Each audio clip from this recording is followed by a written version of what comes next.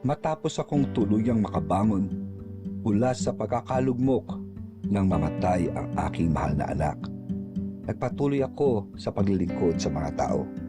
Pero sunod-sunod na dumating ang mas matitindi pang pagsubok.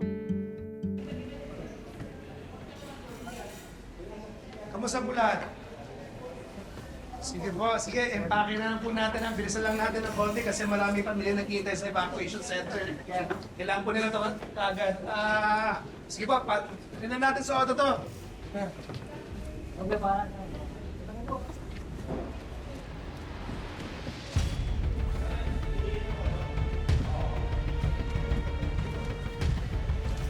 Ako na, sir. Ako na, sir.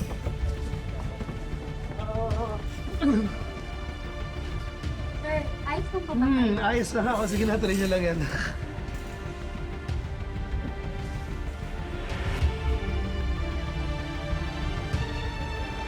Well, ang aking ama nung panahon na yun ay nagkaroon kami ng krisis sa pamilya dahil ang daddy ko ay kinasuhan noon. Kasama ko tatay ko nung sinuko ko siya. Pinakamahirap yung mugshot. Awang-awa ako na ang tatay kong taas ang tingin ko, nirespeto ko, ito naka-mugshot. At nung hindi na namin alam kung anong pupuntahan ng kaso, pinuntahan ako ng tatay ko. Sabi sa akin, Benhar, hindi natin alam kung anong mangyayari sa akin. Bahala ka na sa pamilya natin. Pero galing ako sa ospital noon nung umaga. Posible raw na may cancer ako. Hindi ko masabi sa tatay ko na, Dad, may cancer ako eh. Paano ko tatay yung padre di pamilya? Buti naman, napadala ko kayo.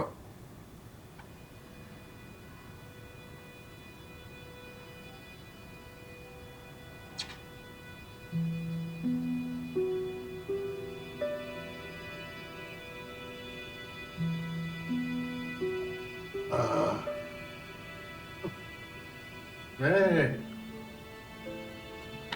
Problema ka ba, anak?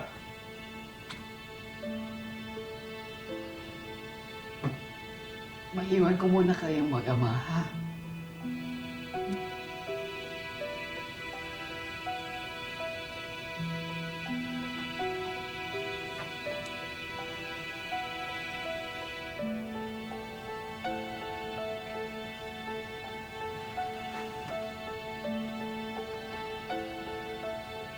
Anak, ano ba problema?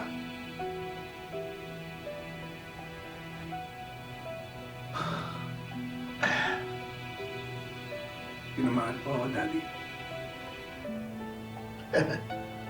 Ano bang ibig mo sabihin?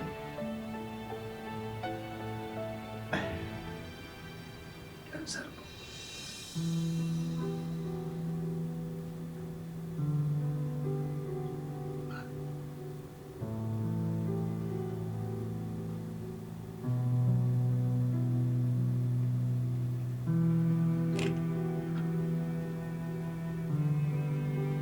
Anak, alang-alang, malalaman din natin ang dahilan ng Diyos kung bakit nangyayari ang lahat ng ito.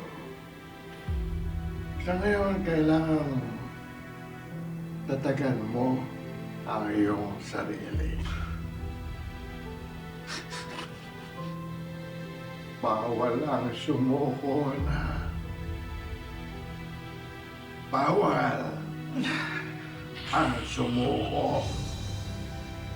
Malalagpasan din natin lahat ng ito ng ating pamilya.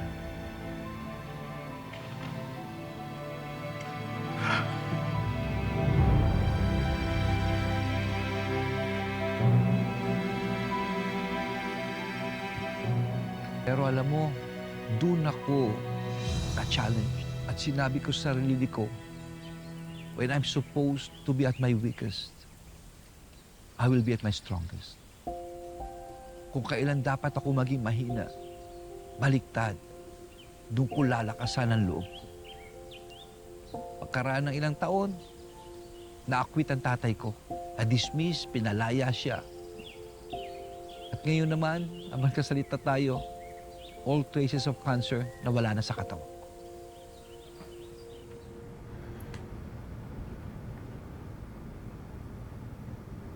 Ayan na si Benhard. Ano, kamusta, Daddy? Walang sabi ni Doc. No residual cancer sa akin. Hindi ko na magaling na ako. Wala na? Wala na. Dahil sa dasal, will to live, at tamang pangangalaga sa aking kalusugan, napagtagumpayan ko ang sakit na ito. After letting God fight my battles and leaning on Him along the way, finally, I was declared cancer-free. Pero hindi pa pala rito nagtatapos ang labang ko at ng pamilya ko. Inanunsyo ni Pangulong Duterte ang pag-lockdown ng Maynila ngayong araw dahil sa sakit na coronavirus o COVID-19 outbreak. Lahat ng paglalakbay sa lupa, dagat at himpapawid, papunta at mula sa kabisera ay suspendido mula ngayon.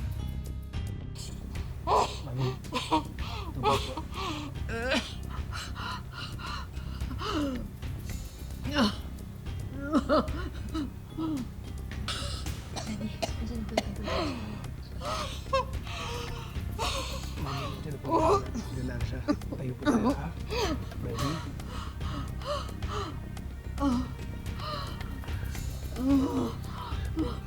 Mami! Papasukin niyo sila, bilis! Mami! Daddy, huwag na kayo lumapit, please. Mahawa pa kayo. Please. Mami! Mami, papasukin niyo na sila, please! Mami!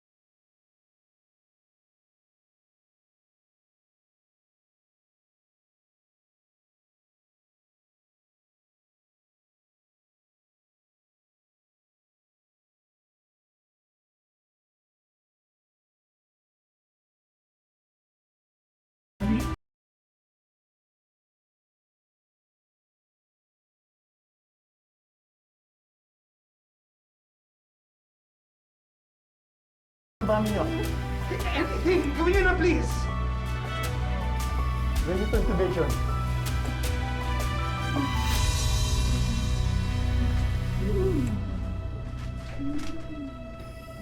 Pumasok sila. In-intubate ang nanay ko. At nung pagka-intubate, hindi ko talaga kinaya. Punta ako ng banyo. Doon ko nilabas ang luha ko.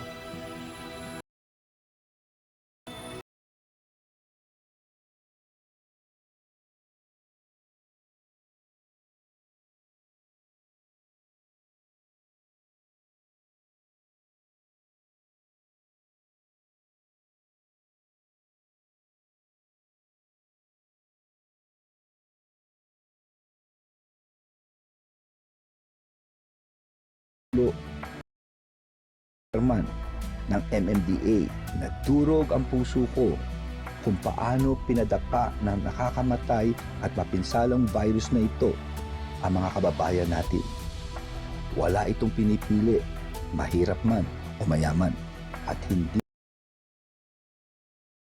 ko sa buhay. Matapos ko mawala ng anak, ang hinaharap ng aming pamilya, nang mamatay naman ang pinakamamahal kong ina.